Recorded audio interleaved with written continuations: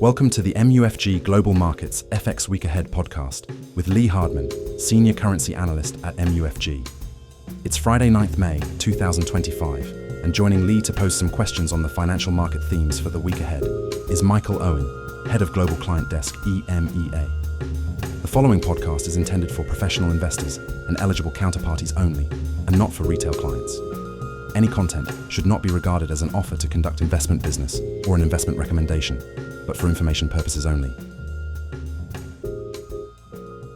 Good afternoon, Lee. Hi, Michael. So it's been another busy week in the FX markets. Certainly the dollar has rebounded over the past week. I know a lot of the markets looking at what's going on in Asia, specifically in Taiwan, but what is your take on this and what's been driving the FX market? Yeah, like you said, Michael, when we started this week, we did see some further dollar weakness, with the dollar really weakening the most against kind of Asian currencies, with the Taiwan dollar surging higher by almost 9% against the US dollar over a two-day period, which was the biggest gain on record going back to the 1980s. So that kind of outsized move clearly indicated that something has changed. And we do think that this potentially is the start of a regime shift for currency management in Taiwan, where it does look like the policymakers domestically have taken more of a kind of standoff approach and intervened less aggressively than they have done in the past to prevent the currency from strengthening. This could be certainly encouraged by negotiations that are taking place with the US now to reach some form of trade agreement to help lower the tariff rates. It has been speculated, obviously, as well, that any form of trade agreement with the US could include some kind of agreement to try to restrict Taiwan's ability to keep intervening as aggressively as they have done. And that potentially, like you say, could open the door for further upside for Taiwan dollar going forward. And certainly if that similar kind of dynamic was copied across other Asian countries as well, it could encourage further strength in Asian currencies more broadly. Admittedly, obviously, we haven't seen any kind of official confirmation that there is going to be a change in FX management in Taiwan. So it does suggest a lot of that is kind of speculation at the moment, and we wait to see what happens going forward. But we'd also argue as well that there are certainly potentially grounds fundamentally for Asian currencies to show some catch-up strength against the dollar. Obviously, they have kind of underperformed at the start of this year alongside the dollar, while we've seen other major currencies strengthening more sharply against the dollar. So part of this move maybe is some kind of catch-up strength for Asian currencies, but there is the potential there for some change as well in terms of how they manage FX intervention going forward. Outside, though, of those Asian currencies, like you were saying, Michael, we did see a little bit of kind of dollar weakness coming through and spilling over into currencies in the G10 space, which are more linked to Asian currencies like the Aussie, Kiwi, and the yen, all strengthened at the start of this week, but that those gains didn't prove sustainable. We've seen them kind of giving back those gains in recent days as the dollar has kind of rebounded more broadly against other G10 currencies. Part of this is down to building optimism over trade deals that the US can agree going forward to help reduce some of the tariff rates that have been put in place. We did see over the last day the UK reaching the first trade agreement with the US, and there's been building speculation as well that trade talks at the end of this week between the US and China could see tariff rates reduced as early as next week. So that's helping to restore some more confidence in the global outlook and at the same time in US policy making, which is helping the dollar to rebound. And then on top of that as well, we also had the Fed policy meeting this week, where the Fed were very, very strongly kind of pushing back against expectations that they would look to cut rates kind of preemptively in response to the tariff shock.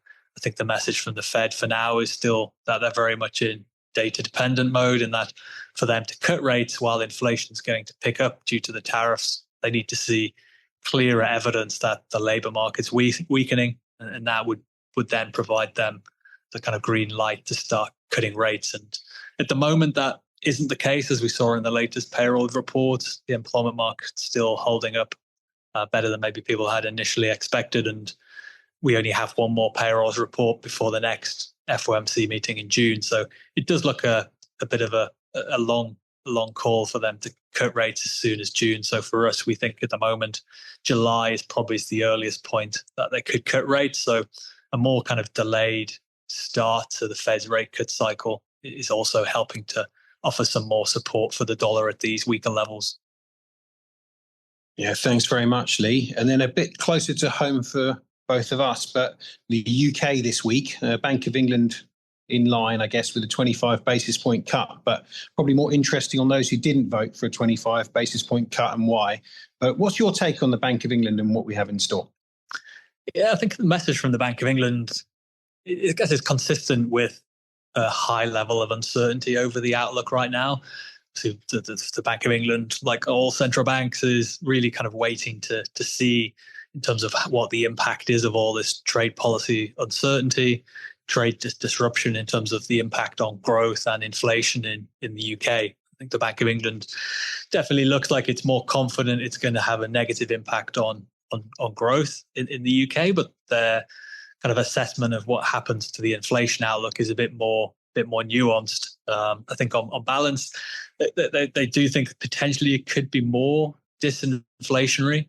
Obviously, the fact that the UK is holding off from retaliatory tariffs and has agreed now this initial trade agreement with the US, that should help to ease upside risks to inflation in the UK from trade disruption. And if growth does slow more going forward because of the uncertainty and global growth slowing down, then I think the Bank of England would become more open to speeding up the pace of rate cuts later this year.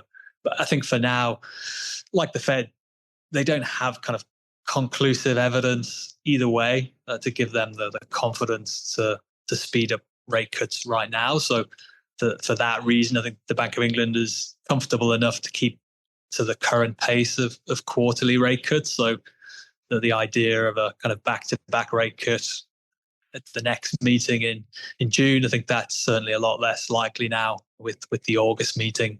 Probably the most likely for the next Bank of England rate cut. For the pound, I don't think that's like a big game changer. Like it did help to support the pound a bit after the market moved to price out rate cut from the Bank of England at the June meeting.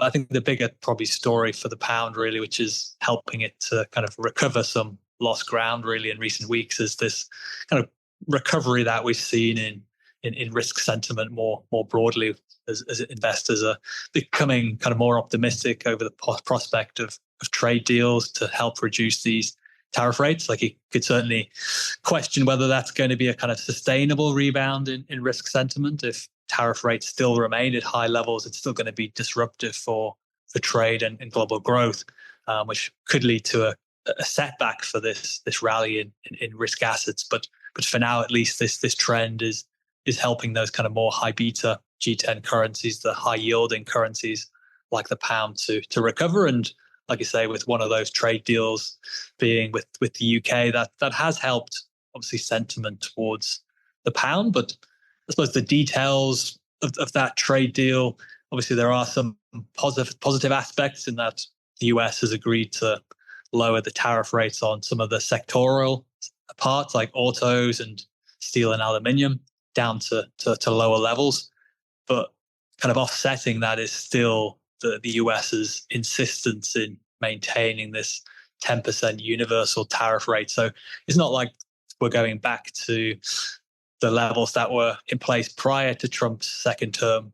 There's still going to be more trade friction there between the UK and US. And I think the Bank of England would also kind of emphasize the downside risks that if Europe slows more due to tariffs and the rest of the world slows, then it's going to be difficult for the UK to avoid the negative fallout from that.